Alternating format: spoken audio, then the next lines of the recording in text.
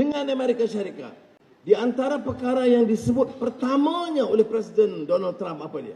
Dia kata Prime Minister Anwar, fantastic work. Dia guna istilah fantastic 3 kali.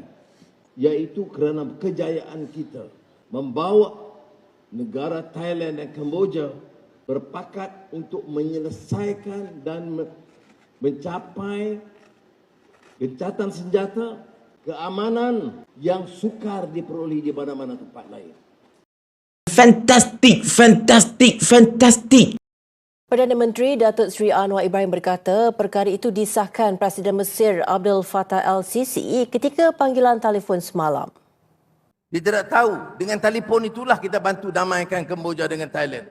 Dengan telefon itulah kita menyertai usaha-usaha orang lain untuk meneraikan usaha kecil kita bersama. Dan telefon inilah juga diminta oleh Qatar supaya kita sokong usaha damai, membawa Menteri Pertahanan Afghanistan dan Menteri Pertahanan Pakistan ke Doha. Dan oleh kerana kita dekat dan kita juga ada hubungan Pakistan baik dan Afghanistan, diminta kita menekankan, menggesa dua-dua negara ini cari jalan damai yang sekarang sedang dirunding di Doha, Qatar.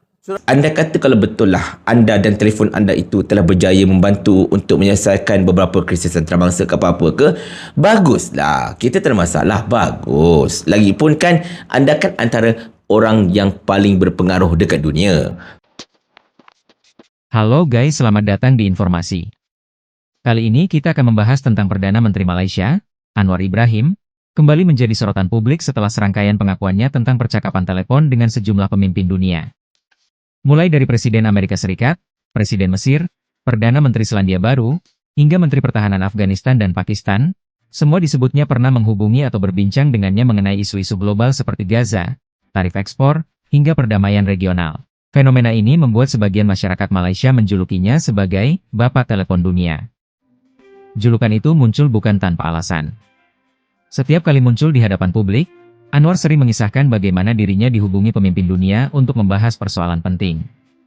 Bahkan, Presiden AS Donald Trump sempat memuji dirinya dengan kata "fantastik" sebanyak 3 kali dalam salah satu dialog publik, menambah kesan bahwa Anwar benar-benar aktif dalam arena diplomasi internasional. Namun, di balik kekaguman sebagian pihak, tidak sedikit pula yang menilai langkah Anwar ini sebagai bentuk pencitraan politik.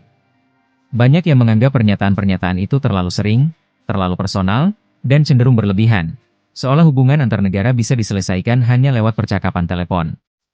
Kritik semacam ini kemudian dijawab Anwar dengan nada santai.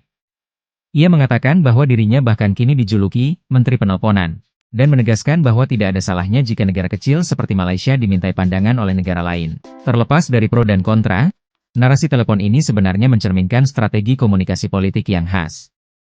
Anwar sedang membangun citra Malaysia sebagai negara yang punya suara di kancah global, sekalipun lewat simbol-simbol sederhana. Dalam politik modern, persepsi seringkali lebih kuat dari realitas. Maka, setiap kisah telepon antar pemimpin dunia bukan hanya cerita diplomasi, tapi juga pesan moral bagi rakyat, bahwa Malaysia dianggap penting, didengar, dan dihormati. Bagi sebagian pengamat, langkah Anwar ini adalah bentuk politik simbolik, cara halus untuk menumbuhkan rasa percaya diri nasional di tengah situasi ekonomi dan politik domestik yang menantang. Sementara bagi pengkritiknya, semua itu tak lebih dari teatrikal politik yang sulit dibuktikan substansinya. Namun satu hal pasti, dengan segala kontroversinya, Anwar Ibrahim kembali berhasil membuat rakyat dan dunia berbicara tentang Malaysia, bahkan jika hanya lewat telepon.